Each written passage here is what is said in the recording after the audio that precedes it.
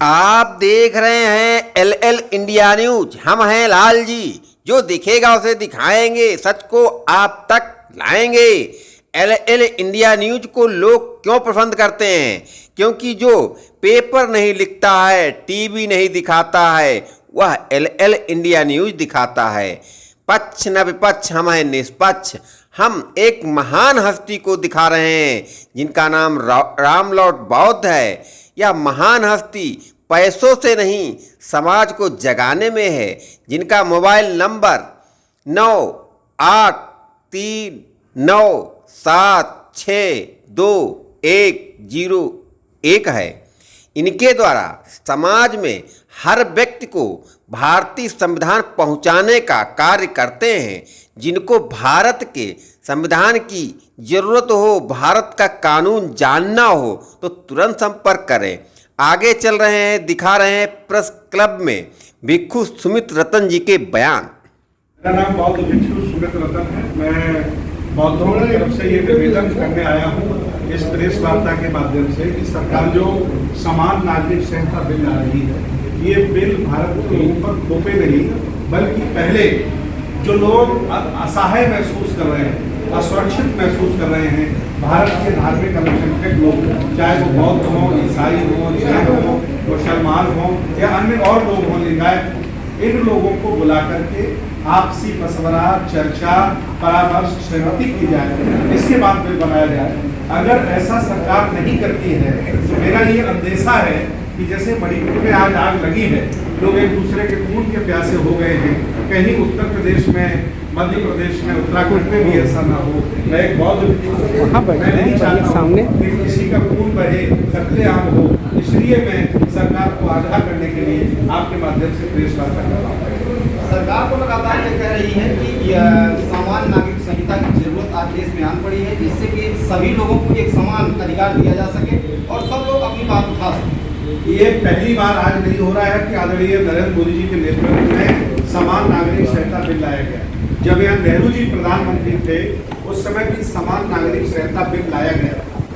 पूरे देश के धार्मिक अल्पसंख्यकों ने विरोध किया था, बहुत बुरी स्थिति हो गई थी, इनको बिल वापस लेना पड़ा था।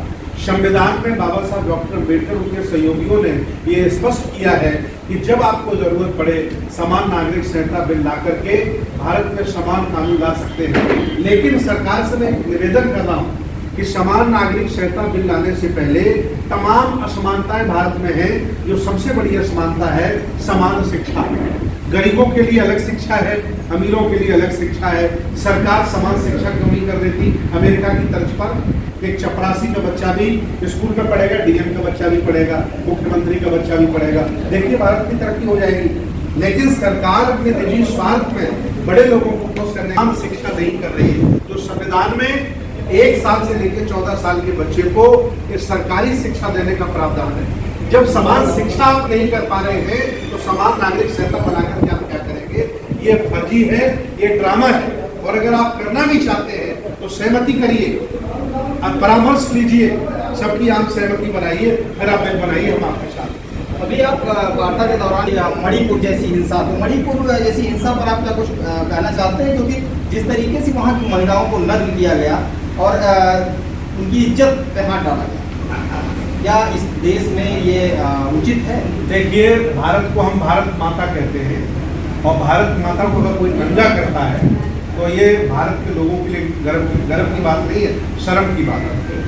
और वो भी माँ, सबकी माँ है, सबकी बहन है, सबकी पत्नी है। ये इस तरह का जघन्य अपराध संविधान इजाजत नहीं देता, मानवता इजाजत नहीं देती और मैं भी इजाजत नहीं देता। जो कुछ मणिपुर में हो रहा है, इसके लिए जिम्मेदार सरकार है, इसके लिए जिम्मेदार वहाँ के मुख्यमंत्री है, भारत सरकार है। कि ऐसा माहौल उन्होंने क्यों बनाया, ऐसी व्यवस्थाएं क्यों लागू की, लोग एक दूसरे खून के प्यासे हो गए? क्या वो पहले से आग्रह नहीं कर पाए कि ऐसा करेंगे तो ऐसा हो जाएगा? उसे आम सहमति से समझाया जा सकता था, लेकिन सरकार मौन है। मैं इसका घोर निंदा कर रहा हूँ। ये मानव होने के नाते घोर निंदा कर रहा हूँ। हो सकता है किसी को अच्छा लग रहा होगा, ये उनका विषय है, लेकिन भारत शर्मसार हो रहा है। पूरी दुनिया में भारत की बेइज्जती हो रही है और हर जिंदा आदमी को शर्म महसूस हो रही है। मैं आपको इस पर कर देना चाहता हूँ। एक अंतिम सवाल आपसे। सरकार ये कह रही है कि जहाँ पर बीजेपी शासित राज्य हैं या केंद्र सरकार के ऊपर ये आरोप लग रहा है, जबकि ऐसी घटनाएं और प्रदेशों में, जैसे बिहार में भी जल्दी से जल्दी ये घटना हुई, उस पर कोई ना तो प्रेस कॉन्फ्रेंस हो रही है और ना कोई विपक्ष का नेता और ना कोई और होता है। देखिए, सरकार अगर ऐसा करे तो सरकार को जानकारी नहीं है।